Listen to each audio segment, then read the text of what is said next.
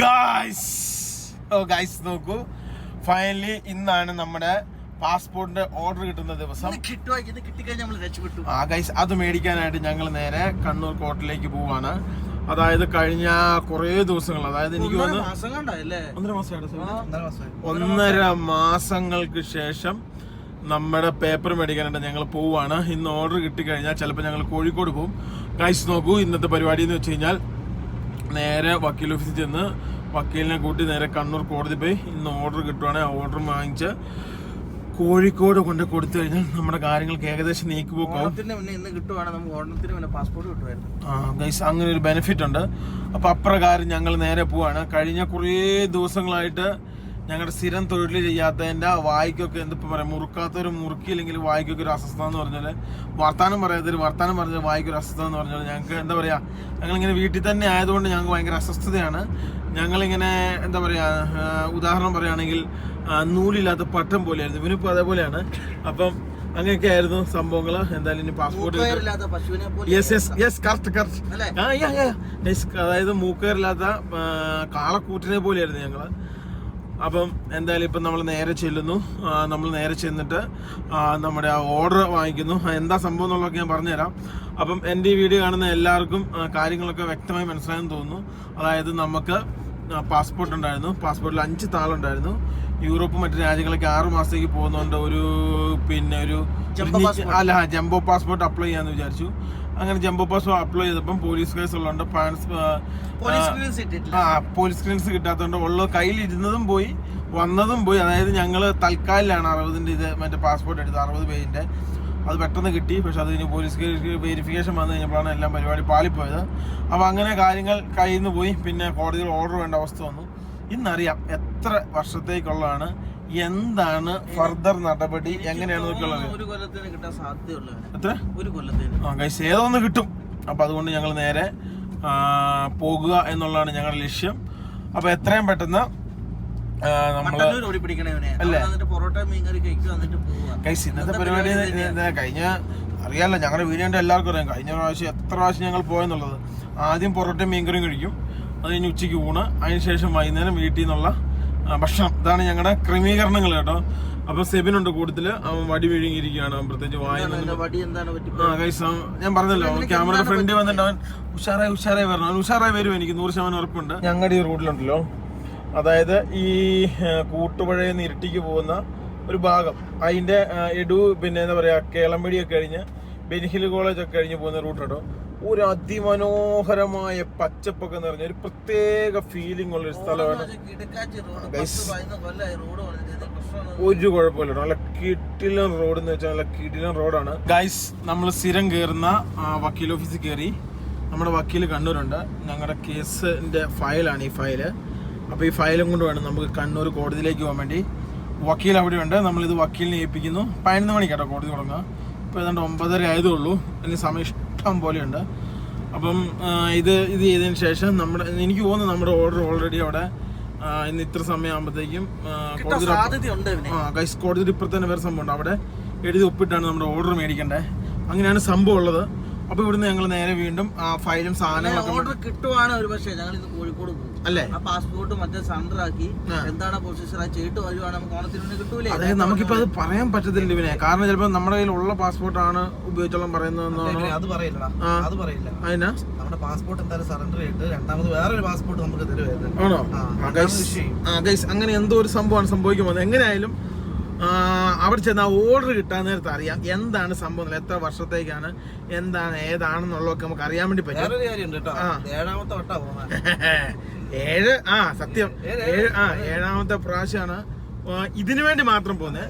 മറ്റു കേസുകൾക്ക് ഇത് കൂടുതൽ പിന്നെ പറയുകയാണെങ്കിൽ ഇത് കൂടുതൽ നമ്പർ ആവും. കേസ് എന്ന് വെച്ച് കഴിഞ്ഞിട്ടുണ്ടെങ്കിൽ സംഭവം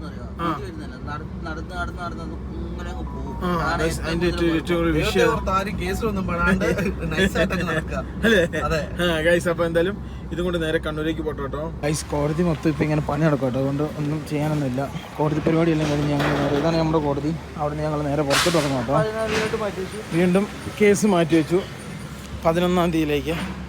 ഈ കാണുന്ന ഇടവഴിയിലൂടെ ഞങ്ങൾ ഞങ്ങളുടെ വാഹനത്തിൻ്റെ അടുത്തേക്ക് നടന്നു പോവുകയാണ് സുഹൃത്തുക്കളെ. കഴിഞ്ഞ കുറച്ച് ദിവസമായിട്ട് നമ്മുടെ വണ്ടി നമ്മുടെ വീട്ടിലല്ലായിരുന്നു, നമ്മുടെ വീട്ടുമുറ്റത്തല്ലായിരുന്നു. നമ്മുടെ വീട്ടിൽ കുറച്ച് പരിപാടികളും കാര്യങ്ങളും നടക്കുന്നുണ്ട്. നമ്മുടെ സെബിൻ ചേട്ടൻ്റെ കസിൻ്റെ വീട്ടിലാണ് കിടന്നത്. സെബിൻ ചേട്ടൻ എന്ന് വെച്ചാൽ എൻ്റെ കൂട്ടുകാരൻ സെബിൻ. ഞാൻ അറിയാതൊരു ആവേശത്തിൽ സെബിൻ ചേട്ടൻ എന്ന് പറയുകയാണ്. കള്ളപ്പുണ്ട് ഈ വാങ്ങടാ കഴിച്ച് നോക്കൂ. അതായത് ഇവൻ്റെ കസിൻ്റെ വീട്ടിലായിരുന്നു. അതായത് ഇതുണ്ട്, ഈ കാണുന്നൊരു വീട്ടിലായിരുന്നു. ഇവിടെ ഇഷ്ടംപോലെ സൗകര്യമുണ്ട്. പിന്നെ ഇവർക്ക് കുറേ ബസ്സുകളുണ്ട്. ഇവിടെ വണ്ടിയുടെ സൗകര്യം കിട്ടി. സെഞ്ചൂട് എന്നൊക്കെ പറഞ്ഞ് ഞങ്ങളുടെ നാട്ടിൽ കൂടെ ഓടുന്ന ബസ് ഇവരെയാണ്. അപ്പോൾ അപ്രകാരം സെബിൻ പറഞ്ഞു വണ്ടി മാറ്റിയൊരു സ്ഥലമുണ്ട്. അങ്ങനെയാണ് ഞങ്ങൾ ഇവിടെ കൊണ്ടുവന്നത്. ഇപ്പൊ ഏതാണ്ട് എത്രയാടാ ഒരാഴ്ച മേളിലായി, 3 ദിവസം എന്ന് പറഞ്ഞിട്ട് കൊണ്ടുവന്നാണ്. ഇപ്പൊ ഏതാണ്ട് 10 ദിവസം മേളിലായി. പാകിസ്ഥാൻ ഒരാഴ്ച. അതെ, അതിപ്പോ 2 മാസമായി. 2 മാസമായി, 3. അപ്പം നമ്മുടെ വണ്ടി ഫുള്ള് ഷീറ്റ് കൊണ്ട് കെട്ടി സെറ്റപ്പ് ചെയ്ത് വെച്ചേക്കുമായിരുന്നു. വണ്ടി സ്റ്റാർട്ട് ആകത്തൊന്നുമില്ല. ഇതിപ്പോ നമ്മുടെ ജമ്പറാണ്. ഈ ഒരു ജമ്പർ യാത്ര ചെയ്യുന്നവർ, അത്യാവശ്യം വാഹനങ്ങളുള്ളവരൊക്കെ വാങ്ങിക്കുന്ന എപ്പോഴും നല്ലതായിരിക്കും. ഇതെനിക്ക് ഫ്രീ ആയിട്ട് കിട്ടിയതാണ്. എൻ്റെ ഒരു സബ്സ്ക്രൈബർ എനിക്ക് തന്നതാണ് ഞാൻ ആശുപത്രി കിടന്ന സമയത്ത്. ഇതുകൊണ്ട് നമുക്ക് അത്യാവശ്യം ബസ്സും കാര്യങ്ങളൊക്കെ ഷട്ടാക്കാൻ പറ്റും. നീ ചിരിച്ചോണ്ടിരിക്കുന്ന പാസ്പോർട്ട് സൈസ് ഫോട്ടോ എടുക്കുവാണോ ഗൈസ്? നോക്കൂ. ഇനി അടുത്ത കാര്യം, ഞങ്ങൾ ആശുപത്രിയിൽ നിന്ന് കോടതി പോകാൻ്റെ ഭാഗമായിട്ട് 11-ാം തീയതിയിലേക്ക് നമ്മുടെ ഓർഡർ മാറ്റി വെച്ചു. ടൈപ്പ് റൈറ്റർ അവിടെ ഇല്ല, ഫുള്ള് ലീവാണ്. അപ്പോൾ 11-ാം തീയതിയാണ് നമ്മുടെ പാസ്പോർട്ടിൻ്റെ ഓർഡറും സംഭവങ്ങളും കിട്ടുക. അതുവരെ നമ്മൾ വെയിറ്റ് ചെയ്യണം. ഇനിയിപ്പം അത്യാവശ്യം ദിവസങ്ങളുണ്ട്. ആദ്യം ഈ വാഹനം നമുക്ക് ഇവിടെ നിന്ന് നമ്മുടെ വീട്ടിൽ കൊണ്ടുപോയിടാം. വീട്ടിലും കുറച്ച് പരിപാടിയും കാര്യങ്ങളൊക്കെ നടക്കാം. അതൊക്കെ നിങ്ങളെ കാണിച്ചു തരാം. അതായത് നമ്മുടെ ഈ മഴ സംബന്ധമായി നമ്മുടെ കണ്ടംപററി വീടുകൾക്ക് കുറേ പ്രശ്നങ്ങളുണ്ട്. അതൊക്കെ മാറ്റി ഞങ്ങൾ സെറ്റപ്പ് ആക്കിയിട്ടുണ്ട്. ആദ്യം ഇതിനെ മേളിൽ കയറിയിട്ട് ഇത് പിടിച്ചു. ആദ്യം ഇതിൻ്റെ മേളിൽ കയറിയിട്ട് ഇതിൻ്റെ ഷീറ്റ് മാറ്റണം. എങ്കിൽ മാത്രമേ ഈ വണ്ടിയുടെ ഷീറ്റ് കീറായിരിക്കുള്ളൂ. 7,500 രൂപ കൊടുത്ത് മേടിച്ചാണ്. ഇത് GSM കൂടിയ വലിയ ഷീറ്റാണ്. സെബിനെ ഒന്ന് താങ്ങാവോ? എനിക്കിട്ടല്ല, താങ്ങ. ഇവിടെ പിടുത്തമില്ലല്ലോ സെബിനെ. ഞാൻ പറഞ്ഞ വീട്ടിൽ പിടുത്തമില്ലെന്ന് നോക്കി കയറണം കേട്ടാ. ഏറ്റവും മേളിൽ കേറിക്കോ. ഏറ്റവും മേളിൽ കാല് കെത്തുന്ന പോലെ നിന്നാ മതി. ഒന്നും കൂടെ കയറട്ടെ. പോട്ടെ, കേറിയില്ലേ? അന്നിപ്പോ നമുക്ക് വേറെ ഏണി നോക്കാം.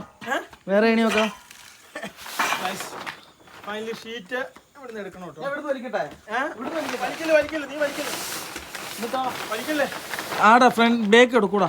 നടുക്കാണ് പ്രശ്നം. നടുക്ക് മാറ്റി വിട്ടാൽ മതി. ഫ്രണ്ട് വലിയ കുഴപ്പമില്ല. നടുക്കത്തെ കമ്പിയില്ലേ?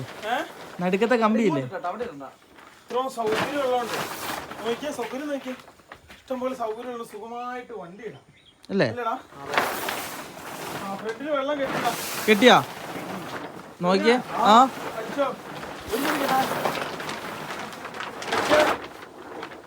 സെന്ററും കൊണ്ടാണ് കേട്ടോ നോക്കട്ടെ. സെന്ററിലെ കമ്പിയുള്ള അല്ലെന്താ നീ അങ്ങനെ താഴെ വിട്ടിട്ട് ഇവനെ നേരെ പോട്ടെ. താഴെ നിന്നിട്ട് മടക്കിയാ പോരെ? അല്ല സുനെ, താഴെ ഇട്ടിട്ട് ഇവനെ അങ്ങനെ മടക്കി ഇട്ടോ. വെള്ളം ആ സൈഡ് ഇച്ച വെള്ളം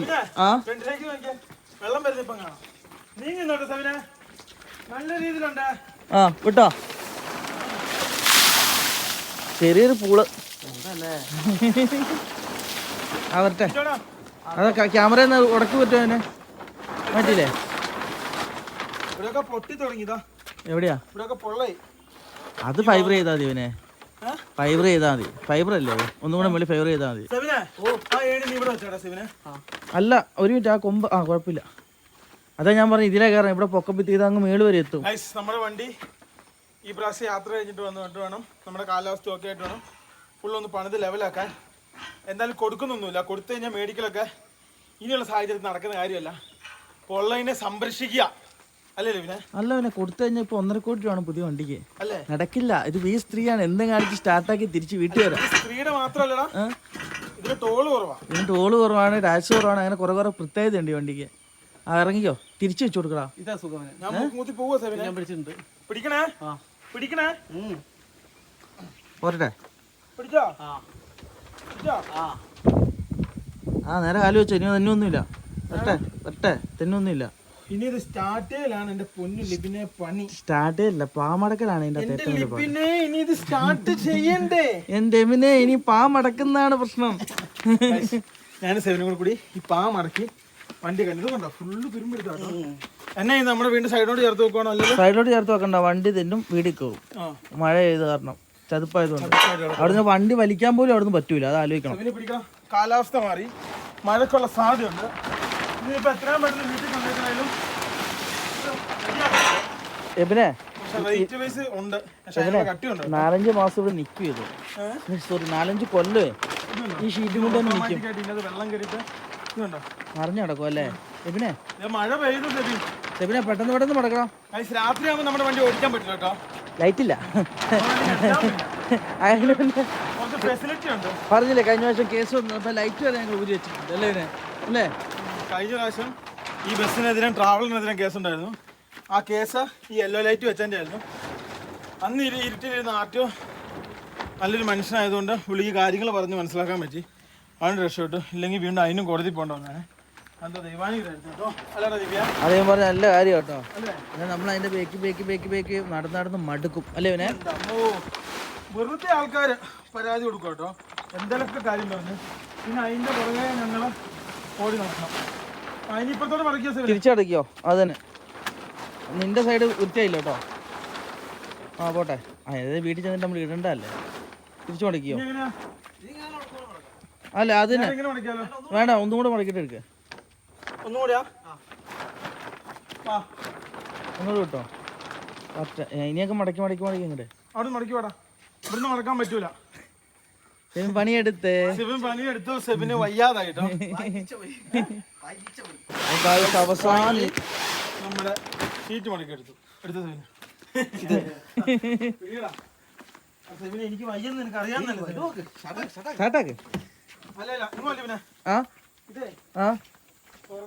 ഇത് കയറുകൾ എടുത്തു വെക്കണം കേട്ടാ. ഇവിടെ വേണം എടുത്തു വെക്കാൻ വേണ്ടിട്ടോ സാധനങ്ങൾ. അല്ലെങ്കിൽ എന്താ സംഭവം എന്ന് വെച്ചാൽ പിന്നീട് വീട്ടിൽ ചെന്ന സാധനം ഇടാൻ പാടായിരിക്കും. ഇവിടെ നല്ല വൃത്തിയായിട്ട് വണ്ടി കിടന്നു കേട്ടോടാ. അതെ, ഇത്ര സ്ഥലമുള്ളതുകൊണ്ട് കുഴപ്പമില്ല. നമ്മുടെ നീ കയറ അടിക്കാൻ. ഇപ്പം നമ്മുടെ വണ്ടിക്ക് ഒരു തുള്ളി ചാർജ് ഇല്ല, നമ്മുടെ വണ്ടി അടിച്ചെടുക്കുകയില്ല. ഇതാണ് നമ്മുടെ സിസ്റ്റം. അതായത് ഇതിങ്ങനെ സെപ്പറേറ്റ് ആയിരിക്കും. ഇത് തുറന്നിട്ട് ഇത്തേൽ ഇങ്ങനെ കുത്തിയതിന് ശേഷം ഇതിൻ്റെ അകത്ത് ലൈറ്റ് കിട്ടും. പിന്നെ അതേപോലെ തന്നെ നമ്മളിത് അടിച്ചെടുക്കാനും പറ്റും. അപ്പം ഞാനിത് അടിച്ചു നോക്കിയിട്ട് തിരിച്ചട സെവിനെ കഴിച്ച് എപ്പോഴും ഞങ്ങളുടെ വണ്ടിയിൽ ഈ ഒരു സ്പാനർ ഉണ്ടാവും കേട്ടോ. കാരണം എന്നാ ഊരി അടിക്കാൻ വേണ്ടി മാത്രമാണ്. എവിടെയെങ്കിലും കൊണ്ടേ കളയും. അടിക്കല്ലോ എവിടെയെങ്കിലും കൊണ്ടേ കളയൂന്ന്. ഇത് നെഗറ്റീവ് അല്ലേ? നെഗറ്റീവ്. പോസിറ്റീവ്. ഇത് സെബിൻ, ഇത് പോസിറ്റീവ്. ഞാൻ അടിക്കണാടാ. അയ്യോ ചിരിച്ചോണ്ടിരിക്കല്ലേ സെബിൻ? അയ്യോ ഞാൻ പറയാം അതിലോട്ടാ ബൂസ്റ്റ് കൊടുക്കാൻ. ബൂസ്റ്റ് അടിച്ചോ? അതിലല്ല അടിക്കല്ലേ അടിച്ചേ. ബാറ്ററിയും കൂടെ അടിച്ചാൽ ഇങ്ങനെ ഒറ്റയടിക്ക് സ്റ്റാർട്ട് ആവുമല്ലോ. ഇതാണ് ഇതിന്റെ ഒരു വലിയ ബെനിഫിറ്റ്. എബിനെ എടുത്തോണ്ട് നടക്കണ്ടല്ലോ. മറ്റേ ബാറ്ററി ആണ് എപ്പോഴും എടുത്തെടുത്ത് മടുത്ത് ഓഫായില്ലേ? അതാ ചാർജ് ചെയ്താലും കടയിൽ പോയാലും കുത്തി വെച്ചിട്ട് നമുക്ക് സ്റ്റാർട്ട് ചെയ്യത്തില്ലേ? അതതിന്റെ പ്രത്യേകത അല്ലേ? ഇതെടുത്തോളൂല്ലേ സാൻഡ്രോ? ഞാൻ ഇതിന് വരാം, കുറെ നാളായി ഓടിച്ചിട്ട് ഏറെ നിർത്തില്ല. അത് നീ സാൻഡ്രോ വെക്കോ ഇതിൽ വെക്കോ? മറ്റേ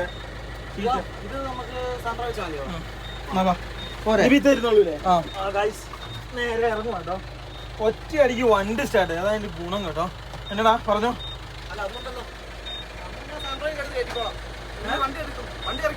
ഏതാണ്ടൊരു 10 കിലോ ഉണ്ട് കേട്ടോ. 10 ഇതിലെ പോവാം. 10 എബിനെ ഞാൻ അന്ന് നഷ്ടമെന്ന് പറഞ്ഞതേ ഉള്ളൂ. ഇന്ന് ലാഭമാണെന്ന് എനിക്ക് വിചാരിക്കുന്നു കേട്ടോ. നീ 5-6 പേരുണ്ടപ്പോഴേ ആ പൈസ നിൽക്കൂല, അത് കൂടുതൽ വേണമെന്ന് പറഞ്ഞു ഈ ഷീറ്റിന്. പറയാൻ മറന്നുപോയി, ഞങ്ങളുടെ വണ്ടിയില് എയറൊക്കെ ഏകദേശം കയറി. ഒന്നുകൂടെ സീറ്റൊക്കെ നല്ല ഹൈറ്റിലാണ്. ഇവനെ ഇറക്കമുള്ളല്ലോ, ഒന്നുകൂടെ ഒന്ന് കയറ്റി പിടിച്ചെടുക്കാൻ ഫുള്ളായോ നമ്മുടെ വണ്ടി? എന്താണ് ലിപിന? BS3 എടാ AC. നോക്കൂ, നമ്മുടെ വണ്ടിക്ക് AC ഉണ്ട്.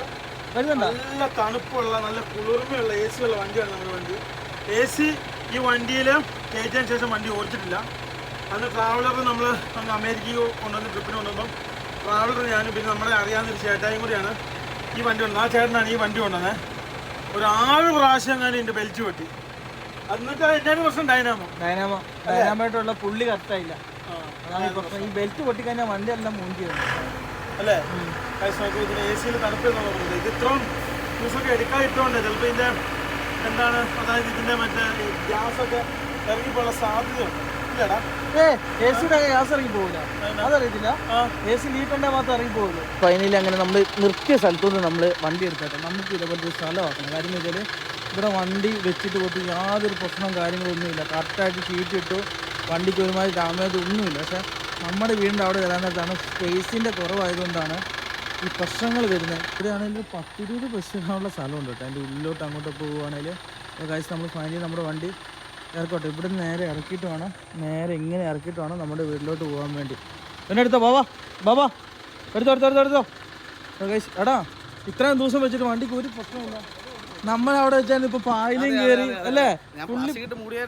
ആ അതുകൊണ്ടല്ലേ, വേറെ കാര്യമുണ്ട്. അത് കെട്ടാൻ അറിയാവുന്നവരെ കെട്ടിയിട്ടാ അല്ലേ? വണ്ടിക്കാരി തന്നെ കെട്ടിയിട്ടാ അല്ലേ? ലാസ്റ്റ് അല്ലേ? ഈ പുള്ളിക്കാരനുണ്ട് എത്ര 8 9 എത്രയുണ്ട്? 6 കരിപ്പറമ്പ് പോകുന്നല്ലേ? അപ്പൊ ഗൈസ് ഇത് സെബിന്റെ പാപ്പന്റെ വീടല്ലേ? പുള്ളിക്കാരന്റെ പേരിനേതാ? സാബു ചേട്ടന്റെ വീടാണ്. സെഞ്ചൂർ എന്ന് വെച്ചാൽ ബസ്സൊക്കെ ഉള്ള ഓണറിന്റെ വീടാണ്. അപ്പോൾ ഗൈസ് നോക്കിയാൽ നമ്മുടെ വണ്ടിയിൽ ഇറങ്ങിയിരുന്ന് നോക്കി ഇവിടെ നിന്ന് വെച്ചിട്ടുണ്ടെങ്കിൽ ഇങ്ങനെ കെറുവ് പോലത്തെ ഒരു വഴി ഉണ്ടാക്കി വെച്ചിട്ടുണ്ട്. അപ്പോൾ അതിനകത്തോടെ ഇങ്ങനെ വണ്ടി അതിനെ ഇറക്കി വരുന്നുണ്ട് കേട്ടോ. എന്ത് രസമായിട്ട് നമ്മുടെ വണ്ടി ഇറങ്ങി വരുന്നതാണ് അല്ലേ? അപ്പോൾ ഗൈസ് ഇനി നേരെ പോകുന്നു, നേരെ വീട്ടിൽ പോകുന്നു, വണ്ടി കെട്ടിയിടുന്നു. കുറച്ച് പേര് ഇന്ന് പറ്റുമെങ്കിൽ നമ്മൾ ഈ വണ്ടി കഴുകിയിടും അല്ലേ സെവിനെ അല്ലേ? ഇന്ന് നമുക്കവിടെ കറണ്ടുണ്ട്, മോട്ടർ അടിക്കാൻ പറ്റുമെങ്കിൽ നേരെ ഇനി ബസ്സും കഴുകിയിട്ട് ഇത്തിരി പരിപാടി ഉണ്ട് കേട്ടോ. പോട്ടെ ഗൈസ് കൊണ്ടാ വണ്ടിക്ക് എഞ്ചിൻ പണിയായി വണ്ടിയിൽ എടുത്തിട്ട് പറഞ്ഞ് വണ്ടിക്ക് യാതൊരു കുഴപ്പവും കാര്യങ്ങളൊന്നുമില്ല. നേരെ പോന്നു. എന്നാ വണ്ടിക്ക് കുഴപ്പമൊന്നുമില്ലല്ലോ? വണ്ടിക്ക് കുഴപ്പവും കാര്യങ്ങളൊന്നും ഇല്ലല്ലോ? പോവാ. 6 ബസ് സെഞ്ചൂർ എന്ന ബസ്സിന്റെ പേര്. അതൊന്നും മാറി അടിച്ചു കേട്ടോ. ബാറ്ററി ഇരിക്കുന്ന നോക്കി. കഴിഞ്ഞ കുറേ നാളുകളായി ബസ്സേ കയറി ഓടിച്ചിട്ട് ഭയങ്കര സന്തോഷമായിട്ട് ഓടിക്കാൻ. ഇതുണ്ടോ നല്ല കിട്ടിയൊരു ഡിസ്പ്ലേ ഇതുണ്ടോ? ഇതിൻ്റെ അകത്ത് ഈ മാക്സിലിങ്ങിന്റെ സാധനമാണ്. പക്ഷേ അത്യാവശ്യം പൈസ ഉണ്ട്. 360 സംഭവങ്ങളും കാര്യങ്ങളൊക്കെ നമുക്ക് വെച്ച് നിങ്ങൾക്ക് ഉപകാരപ്പെടും എന്ന് പറഞ്ഞിട്ടല്ലേ? അത്യാവശ്യം നല്ലൊരു സാധനമായിരുന്നു. ആ സാധനം AC വർക്കിംഗ് അല്ല, അതിന്റെ കൂളിംഗ് ഒക്കെ പോയെന്നാ തോന്നുന്നത്. ഞാൻ ഗ്ലാസ് അടിച്ചതാണ്.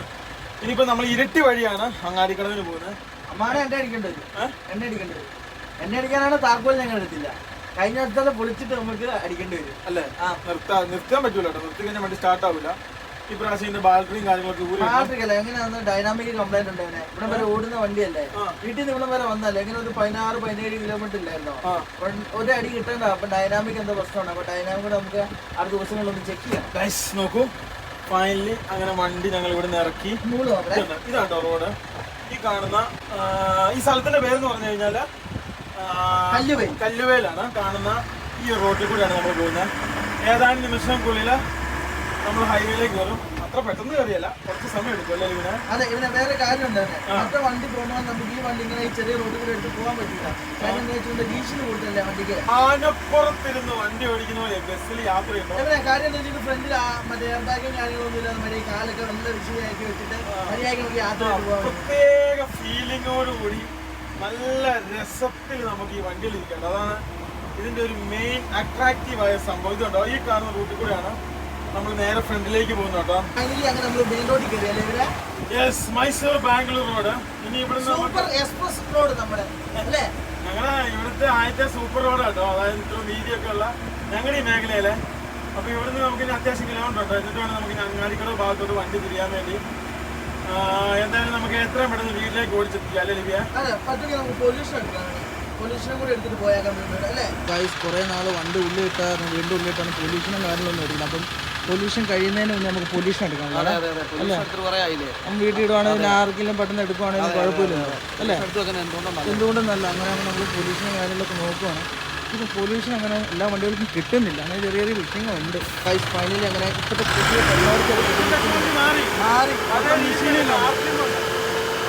കിട്ടുന്നില്ലേ?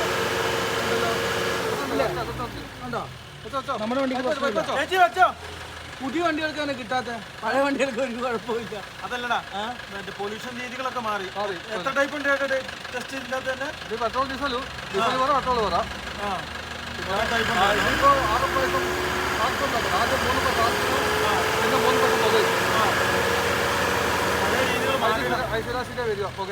നമ്മുടെ കുഴപ്പമില്ല കേട്ടോ, കുഴപ്പമില്ല, എല്ലാം കട്ടിയില്ലേ? നേരത്തെ ഒരു പുതിയ വണ്ടി കിട്ടിയില്ലേ ഇവന്? സംസാരിച്ചില്ലേ? പുതിയ വണ്ടിക്ക് പോയില്ലേ ആ ദിവസം കൂട്ടില്ല ഒറ്റ പോക്കാം കുടുംബത്തെ. ഞാനോർത്തെ മെഷീന്റെ കംപ്ലൈന്റ് ആയി നല്ല നമ്മളോട് കിട്ടിയില്ലേ. ഈ പുതിയ വണ്ടികൾക്ക് എങ്ങനെ പ്രശ്നം ഉണ്ടാവുക? 2300 മുതൽ 2700 അടുത്തുള്ള അവസ്ഥയുണ്ട്. ആപ്പിൽ പിടിക്കണം അല്ലേ? പിടിച്ചു കഴിഞ്ഞാൽ കുഴപ്പമില്ല. പൈസ കറക്റ്റായിട്ട് വിളിച്ചു കഴിഞ്ഞാൽ കറക്റ്റായിട്ട് കിട്ടും. കറക്റ്റായിട്ട് കിട്ടും അല്ലേ? നമ്മുടെ പാസ്സായോ? ഇത് ഫോട്ടോ ഇതിനാ കണ്ട BS3 2 സ്പാൻഡർ മാത്രമല്ല എന്ത് സാധനം പെട്ടെന്ന് കിട്ടും. ഏതാണ് കീക്ക് കിട്ടാഞ്ഞ്? അന്നാ കീക്ക് പുതിയ വണ്ടി കിട്ടാഞ്ഞ്? ഈ വണ്ടി കൊടുക്കാതെ ഇങ്ങനെ ഇട്ടാക്കണേ അല്ലേ? ടെക്നോളജികളൊക്കെ മാറി. നമ്പർ മൊബൈലിൽ കാണും. ഇതിന്റെ ലോഗിനാണ്. ഫോട്ടോ എടുക്കണം. ഫോട്ടോ എടുത്താൽ ആദ്യം വണ്ടിന്റെ ഫോട്ടോ മാത്രം നമ്പർ പ്ലേറ്റിന്റെ അത് നേരെ ഡാറ്റ കയറിപ്പോ അല്ലേ?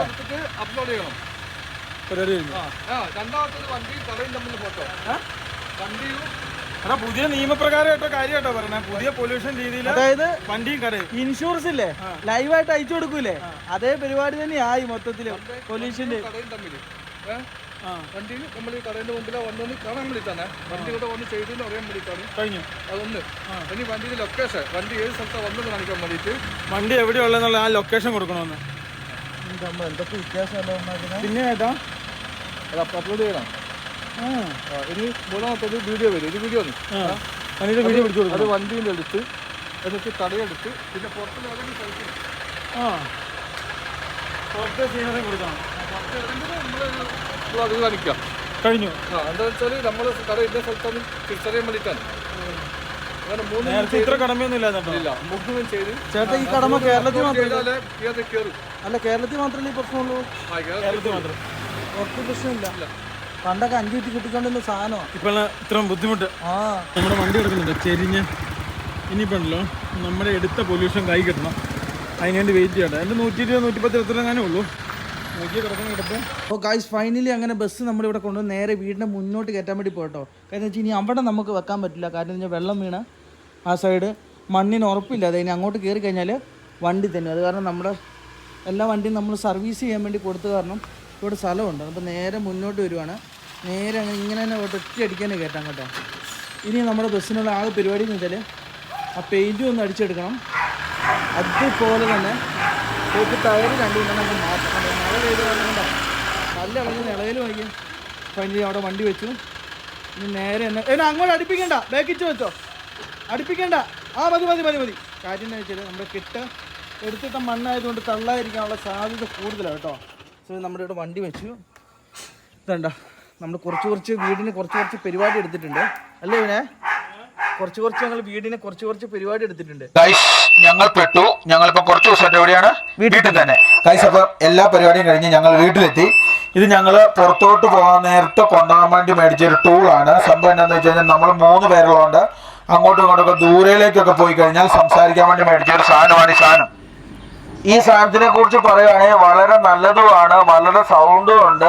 ശരിക്കും അത് തെറി പറഞ്ഞാൽ മാത്രം ആരും കേൾക്കൂല. അതെ ഇതിൻ്റെ അകത്തുണ്ടല്ലോ പിന്നെ മെമ്മറി കാർഡ് ഇടാം. പിന്നെ അതേപോലെ തന്നെ പ്ലേ ബാക്ക് അങ്ങനെ കുറേ സെറ്റപ്പ് ഉണ്ട്. ഗൈസ് ഇത് കണ്ടോ നമ്മുടെ വീട് ഫുള്ള് മഴ പെയ്തിട്ട് ഇതേപോലെ ഫുള്ള് പായൽ പിടിക്കുന്നതുകൊണ്ട് ഞങ്ങൾ ഫുള്ള് ഷീറ്റ് അടിച്ച് ലെവലാക്കി എടുത്തോട്ടെ. അതായത് ഒരു കണ്ടംപററി വീടിന്റെ അകത്ത് എന്തൊക്കെ എക്സ്ട്രാ ചെയ്യാം ഞങ്ങൾ പഠിച്ചുകൊണ്ടിരിക്കുക. അതെ ഇതുണ്ടോ ഈ ടയർ താന്നിരിക്കുകയാണ്. ഇതിപ്പോൾ നേരെ എടുത്ത് വണ്ടി റെഡിയാക്കി വെക്കണം. ഇതൊന്ന് സർവീസൊക്കെ ചെയ്ത് കുട്ടപ്പനാക്കി കൊണ്ടുവരണം. ഇതുണ്ടോ ഫ്രണ്ട് കണ്ടോ ലിബിൻ്റെ ഫ്രണ്ട് ഭാഗം കണ്ടോ ഇവിടെയൊക്കെ ഫുള്ള് പായൽ പിടിച്ചേക്കും കേട്ടോ. ആ പായൽ പിടിച്ചുകൊണ്ടാണ് ഈ സാധനം ഇട്ട് ഇങ്ങനെ ലെവലാക്കി എടുത്തത്. ഇനിയിപ്പം നമുക്ക് മഴേനോ ചാറ്റലിനോ ഇതുണ്ടോ ഷീറ്റ് ഉണ്ട് ഇട്ടേക്കണേ ഇങ്ങനെ ഫുൾ ഇട്ടേക്കാണ്. ആദ്യം ചെയ്യേണ്ടതെന്ന് വെച്ചാൽ മറ്റേ സാധനം വെച്ചിട്ട് മൊത്തം ഒന്ന് കഴുകണം.